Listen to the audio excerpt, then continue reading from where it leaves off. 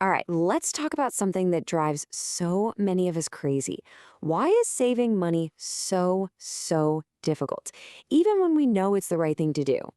Well, it turns out the answer has nothing to do with willpower and everything to do with the ancient wiring inside your head. Does this feel familiar? I mean, you set a goal, you make a plan, and then somehow the money just kind of vanishes. If you've ever felt like you're in a constant losing battle with your bank account, you're definitely not alone.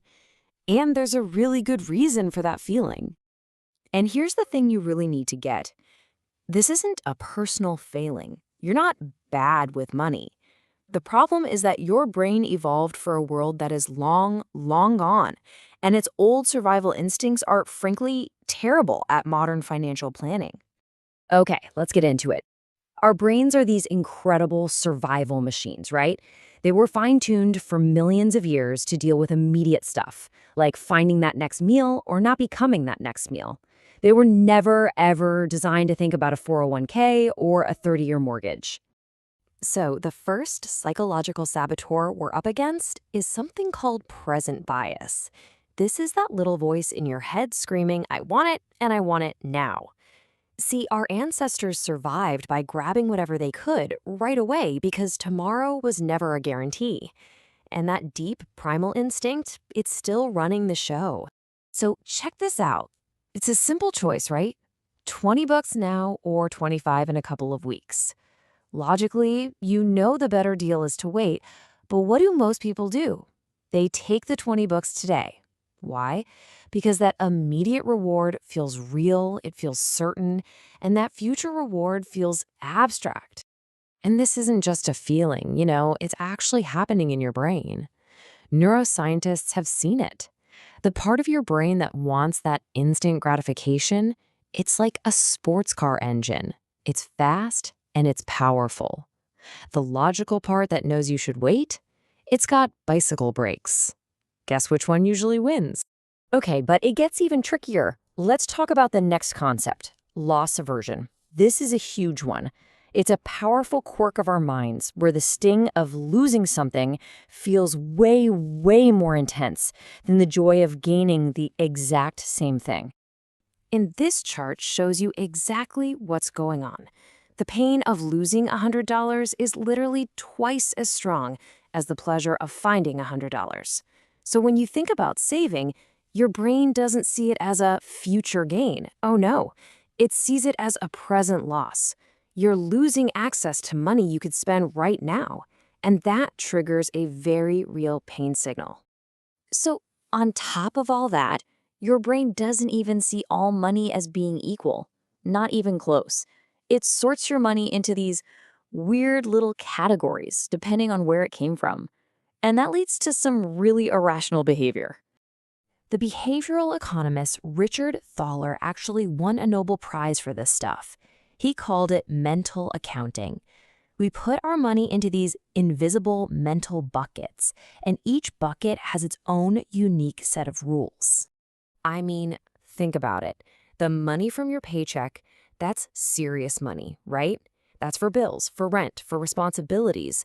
But a tax refund, that feels like you just won the lottery. It's windfall money. It's so much easier to blow that on a vacation or a new TV, even if you're stressed about bills. It's the same money, but your brain treats it completely differently. And just when you think you've got a handle on your own brain, in comes the social pressure. We are deeply social creatures, and we are hardwired to see where we stack up against everyone else. It used to be a survival thing. Seriously, back in our tribal days, if your neighbor had a better spear, that was a real threat to your status, maybe even your survival. Well, today that exact same ancient system gets triggered by your friend's perfectly curated Instagram feed of their trip to Italy. We're constantly bombarded with images that make us feel like we're falling behind. And that little thought right there, that's what social media is basically designed to trigger. Your brain doesn't see a highlight reel, it sees what it thinks is reality. And it creates this almost irresistible urge to spend, just to keep up, to maintain your spot in the tribe. Now here's the truly twisted part. Say your friends invite you out for an expensive dinner, and you decide to stay home and save money instead. Your brain can actually interpret that as a social risk, like you're damaging your connections. And so you feel guilty for making a financially responsible decision. It's insane. So, with all these powerful forces working against us, what's the usual advice we hear? Just be more disciplined, or you just need more willpower. Well, it turns out that advice completely ignores a fundamental truth about how our brains actually work. See, the thing is, willpower isn't some deep personality trait. It's more like a muscle or maybe gas in a tank. It's a finite resource. And every single decision you make all day, what to wear, what to eat, what to say in that email, it drains that tank little by little. We call it decision fatigue. And you can see it right here. You start the morning with a full tank. But by the time evening rolls around, after hundreds of tiny decisions, you're running on fumes. And that is exactly when you're most vulnerable to an impulse buy online or ordering expensive takeout. It's not a moral failure. Your brain is just exhausted. So here's the secret, the big takeaway. People who are great at saving don't have some kind of superhuman willpower. They're not just better people. They're people who understand their own psychology, and they've built systems that don't depend on willpower at all. They work with their brain, not against it.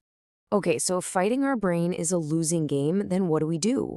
We get clever, we stop fighting, and we start designing a smarter system, one that bypasses all these ancient, unhelpful instincts. So, number one, automate everything. Have money move to your savings account the instant your paycheck hits, before your present bias brain even knows it's there. Number two, design your environment for success. Unsubscribe from those tempting marketing emails. Delete the shopping apps from your phone. Make saving easy and spending hard. And finally, number three, make the future feel real. And that brings us to the final, and honestly, the most mind-blowing piece of this whole puzzle. Neuroscientists have discovered something absolutely incredible about how we think about the future and our future selves. Just let that sink in for a second. When you think about yourself in 10, 20, or 30 years, the part of your brain that lights up is the same part that activates when you think about a complete stranger.